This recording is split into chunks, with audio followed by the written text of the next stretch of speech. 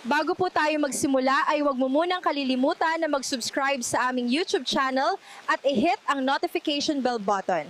Maging sa area ng Mindanao, maulap pa rin po yung kalangitan. May mga scattered na pag-ulan pa rin na mararanasan dito sa Zamboanga Peninsula, maging sa area din ng Basilan at Tawi-Tawi. Posible pa rin po na paminsan malalakas yung mga pag-ulan na ating mararanasan, kaya doble ingat pa rin para sa ating mga kababayan. While dito naman sa Metro Manila at sa nalalabing bahagi ng ating bansa ngayon hapon at gabi, posible pa rin po tayo makaranas ng mga isolated o yung mga biglaang pag-ulan, pagkilat at pagkulog dala ng easterlies at ng mga localized thunderstorms. Posible po itong tumagal ng 30 minutes hanggang sa 2 oras. So wala po tayong ina-expect na tuloy-tuloy na mga malalakas na pag-ulan. Ngunit kapag severe thunderstorms, posible po tayong makaranas ng short period ng malakas na pag-ulan. And possible po may impact pa rin po ito, lalong-lalo na sa mga areas na prone sa mga flash floods at landslides. Kaya naman doble ingat pa rin para sa ating mga kababayan. Ngayon, wala rin po tayong minomonitor pa na bagyo or LPA na maaaring makaapekto dito sa ating bansa.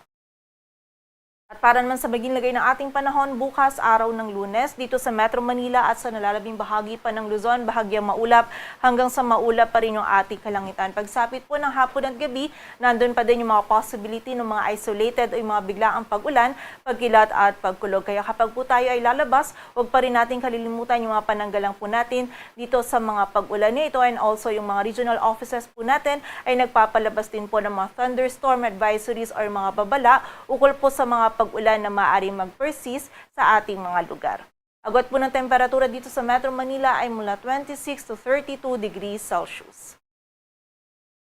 Samantala dito naman sa area ng Basilan, Sulu at Tawi-Tawi, bukas magiging maulap pa rin po yung ating kalangitan. Possible pa rin yung mga light to moderate rains dala ng easterlies. While for the rest of Mindanao naman, maging sa buong bahagi ng Visayas at sa area din ng Palawan, bahagyang maulap hanggang sa maulap naman yung ating kalangitan. Kung meron tayong mga pag-ulan na mararanasan, mostly mga isolated lamang po ng mga pag-ulan, dala pa rin ng easterlies at ng mga localized thunderstorms. But again, during severe thunderstorms, posible pa rin po tayong makaranas ng mga short period ng katamtaman hanggang sa malakas na pag-ulan, kaya doble ingat pa rin para sa ating mga kababayan.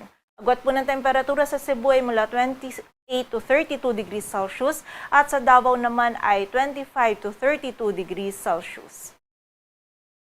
Sa lagay naman ng dagat baybayin ng ating bansa, wala tayong nakataas na gale warning, kaya malayo makapalaot yung mga kababayan nating mga isda, pati na rin yung may mga maliliit na sasakyang panda.